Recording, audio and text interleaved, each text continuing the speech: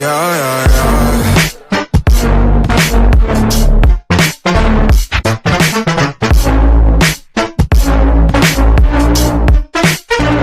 तो मैं YouTube channel academy base. तो आज हम जो टॉपिक स्टार्ट कर रहे हैं उसका नाम है method of calculating national income, जिसमें हम मेथड कौन सा कर रहे हैं, वैल्यू एडिड मेथड। ठीक है, वैल्यू एडिड मेथड का एक और नाम होता है, क्या होता है,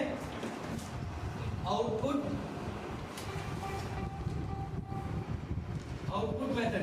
ठीक है, वैल्यू एडिड मेथड का एक और नाम होता है आउटपुट मेथड, और इसे हम इंडस्ट्रियल ओरिजिन मेथड के नाम से भी जानते हैं। इंडस्ट्रियल ओरिजिन मेथड के नाम से भी जानते हैं। वैल्यू एडिड का मतलब क्या है, फॉर एग्जांपल मैं तुमसे बात कर रहा हूँ, यहाँ पे एक मैन्युफैक्चरर था।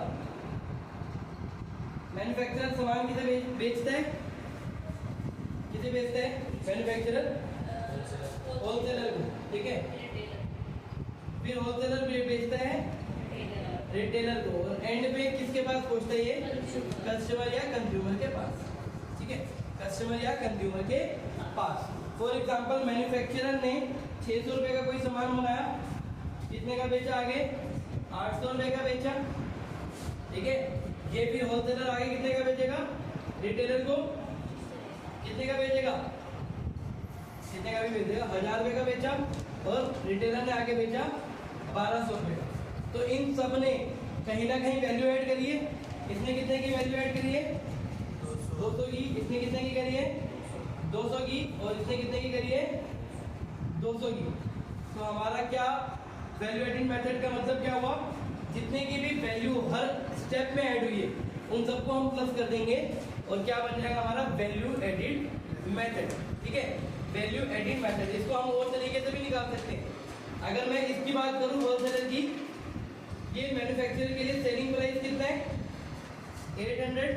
समझ में आया, सेलिंग प्राइस 800 है ना उसका। मैन्युफैक्चरर ने होलसेलर को कितने का बेचा था, 800 का बेचा था। समझ में आ रहा है ना, और बनाया कितने का था, 600 का। तो वैल्यू कितने की ऐड हुई, 200 की। तो अगर हम इसका फॉर्मूला बनाए तो फॉर्मूला क्या बनता है, वैल्यू एडिड मेथड से, वैल्यू एडिड मेथड से फॉर्मूला बनता है, वैल्यू एडिड मेथड से फॉर्मूला बनता है, इसको क्या कहते हैं, output minus intermediate consumption. Output minus intermediate consumption. जैसे मैंने अभी एग्जांपल दिया था 800 माइनस 600। आउटपुट का मतलब क्या होता है, सेल्स, और इंटरमीडिएट कंजम्पशन का मतलब क्या होता है, परचेज ऑफ रॉ मटेरियल। ठीक है, सेल्स माइनस परचेज से हमारा क्या निकल जाएगा, वैल्यू एडिड। समझ में आया मैंने क्या बोला, वैल्यू एडिड मेथड का फॉर्मूला क्या होगा, value of output minus intermediate consumption. अगर मैं बिल्कुल सिंपल लैंग्वेज में बोल दूं तो आउटपुट का मतलब क्या हो गया, सेल्स, और इंटरमीडिएट कंजम्पशन का मतलब हो गया परचेजिंग ऑफ रॉ मटेरियल। समझ में आया, परचेजिंग ऑफ रॉ मटेरियल।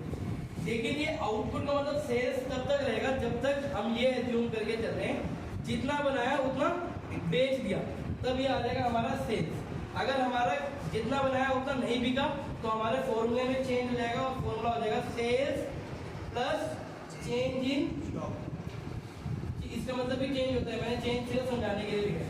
अगर डेल्टा लिखा हुआ है तो उसका मतलब चेंज ही है। ठीक है, तो change in stock minus intermediate consumption. ठीक है, मतलब अगर हमने जितना बनाया उतना बेच दिया तो फॉर्मूला हो जाएगा डायरेक्ट सेल्स माइनस परचेजिंग या इंटरमीडिएट कंजम्पशन। और अगर हमारे पास कुछ स्टॉक पड़ा हुआ है, ठीक है, क्लोजिंग स्टॉक या ओपनिंग स्टॉक, तो फॉर्मूला हो जाएगा sales plus change in stock minus intermediate consumption. अगर मैं इसको और तोड़ दूं फॉर्मूले को तो क्या हो जाएगा, sales plus closing stock minus opening stock minus intermediate consumption. ठीक है, समझ में आ गया। चेंज इन स्टॉक का मतलब क्या है, closing stock minus opening stock. अगर खुद सोचो हमारे पास ओपनिंग स्टॉक था 80, ठीक है, ओपनिंग स्टॉक था 80 यूनिट्स, और क्लोजिंग स्टॉक है हमारे पास 100 यूनिट्स। तो चेंज इन स्टॉक कितना है, 20। ठीक है, 20, तो इसका मतलब हमने कितना भेज दिया, 20 का भेज दिया। तो इस वजह से हम ये वाली कैलकुलेशन को करते हैं। तो ये हमारा हो जाएगा फॉर्मूला। जब हम वैल्यू एडिट मेथड से निकालते हैं तो हमने एक डेफिनेशन पढ़ी थी, जीडीपी एट एमपी पढ़ी थी। जब मैंने बोला था जीडीपी एट एमपी का मतलब होता है ग्रॉस डोमेस्टिक प्रोडक्ट या total production during an accounting year. Total production during an accounting year in a domestic territory. तो ये भी वही है, total production during an accounting year in a domestic territory. मतलब जब हम वैल्यू एडिट मेथड से नेशनल इनकम निकालते हैं तो हमारा क्या निकलता है, जीडीपी एट, क्या निकलता है, जीडीपी एट एमपी। जैसे अभी हमने डिस्कस करा था कि national income sorry income method से जब हम नेशनल इनकम निकालते हैं तो उससे पहले हमारा निकलता है एनडीपी एट एससी। वैसे जब हम वैल्यू एडिट मेथड करते हैं तो हमारा क्या निकलता है, जीडीपी एट एमपी। क्वेश्चन में जो भी बोला होगा पहले जीडीपी एट एमपी निकलेगा, उसके बाद हम उसमें प्लस या माइनस करके नेशनल इनकम निकालने की कोशिश करेंगे। जरूरी नहीं है क्वेश्चन में नेशनल इनकम भी मानी हो, कुछ भी मांगा हो सकता है, एनपी एट एससी हमने पढ़ा है, नेशनल इनकम रिलेटेड एग्रीगेट्स, तो वो सारी चीजें कुछ भी मांगी हो सकती है। ठीक है, चलो एक क्वेश्चन हम सॉल्व करते हैं। ठीक है, चलो जो क्वेश्चन पढ़ रहे हैं हम वो है on the basis of following data about an economy which consist of only two firms find out value added by firm A and B. जब ये लिखा ना वैल्यू एडिड तो इसका मतलब जीडीपी एमपी पूछ रहे हो। ठीक है, तो बोले दो फर्म्स हैं हमारी एक इकोनॉमी में, एक फर्म ए एक फर्म बी, और हमें उसका क्या निकालना है, वैल्यू एडिड मतलब जीडीपी एंड एमपी निकालना है। ठीक है, उसके बाद बोल रहा है सेकंड चीज क्या निकालनी है, ग्रोथ वैल्यू एडिड या GDP at FC, growth domestic product at FC. तो हमें क्या क्या निकालना है, जीडीपी एट एमपी और जीडीपी एट एफसी, ये दोनों निकालने हैं। और हमें कुछ चीजें दे रखी है, जैसे वो रखा है सेल्स बाय फर्म ए, दो फर्म है ना, तो मैं दोनों का अलग अलग निकाल देता हूं। पहले फर्म ए और फर्म बी, पहले फर्म की सेल्स दे रखी है। फॉर्मूला क्या होता है वैल्यू एडिड का, value added is equal to sales plus change in stock minus intermediate consumption. Sales हमें फर्म ए की दे रखी है 100, फिर दे रखी है purchases from firm A by firm sorry purchases from firm B by firm A. Firm A ने बी से परचेज करी, कितने की करी थी, 40 की। ठीक है, समझ में आया, परचेजेस परचेजेस का बताया था ना रॉ मटेरियल। चलो फिर क्या, purchases from firm A by firm B, 60 रुपए की फर्म बी ने भी करी थी, तो फॉर्मूला सेम है। तो ये 60 रुपए की फर्म बी ने खरीदी फर्म ए से, समझ में आ रहा है कुछ। अब फिर बता रहा है sales by firm B, B ने 200 रुपए की सेल्स करी। फिर बता रहा है closing stock of firm A 20, closing stock firm A का है 20, closing stock of firm B 35, 35। फिर बोल रहा है opening stock of firm A minus 25, फिर बता रहा है opening stock of firm B minus 45। फिर बोल रहा है इनडायरेक्ट टैक्सेस, इसकी बात हम करेंगे बाद में। ठीक है, सब कुछ फॉर्मूले में पुट करा, इतना ही वाहियात क्वेश्चन था। देखो क्या होगा, ये कितना आ जाएगा 100 माइनस 5, माइनस 5 कैसा है, प्लस माइनस 5 समझ आ गया ना। ठीक है, और माइनस 40, ये कितना हो जाएगा 200 माइनस 10 माइनस 160। ठीक है, 60 ही है। अच्छा मैंने ब्रैकेट मारा हुआ नहीं। ठीक है, तो कितना हो गया हमारा ये 55, ये कितना हो गया 130। दोनों को ऐड कर देंगे तो हमारा निकल जाएगा GDP at MP is equal to, दोनों फॉर्म का ऐड कर देंगे 130 प्लस 55 इज इक्वल टू 185। ये क्या निकल गया, जीडीपी एट एमपी। अब हमें कहाँ पे पहुंचना है, जीडीपी एट एफसी पे। तो जो चीज निकालनी होती है वो बाहर लिखते हैं, जीडीपी एट एफसी हमें निकालनी है। हमें गिवन क्या है, जीडीपी एट एमपी।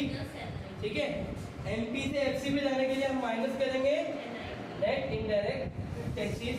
हमें क्वेश्चन में दे रखे net indirect taxes, indirect taxes subsidies नहीं दे रखी ना, तो इसका मतलब नेट इनडायरेक्ट टैक्सेस वो है। अगर सब्सिडीज दे रखी होती तो हम कैलकुलेशन करते, ठीक है। 185 माइनस 30 कितना आ गया आंसर? 155। 155 देखा कितना घटिया क्वेश्चन था, ठीक है। तो करो 150, ये इसका आंसर हो गया। अब हमें चलो एक और क्वेश्चन कर रहे हैं हम। Calculate sales from the following data. क्या बोल रहा है? सेल्स निकालनी है हमें, ठीक है। आप इसमें जीडीपी, एमपी, एनडीपी कुछ नहीं बताया भाई क्या निकालना है, डायरेक्टली बोल दिया सेल्स निकालनी है। तो पहली चीज सेल्स किस फॉर्मूले में हमारे?